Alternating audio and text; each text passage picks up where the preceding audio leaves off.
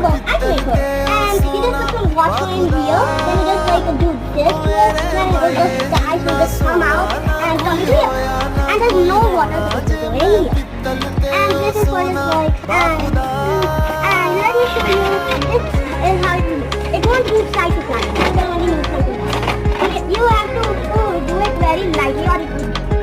And it keeps some things here like medicines and that stuff. And you can put anything here. It's just a cooling tab. And here for some. I don't know. Now we'll just.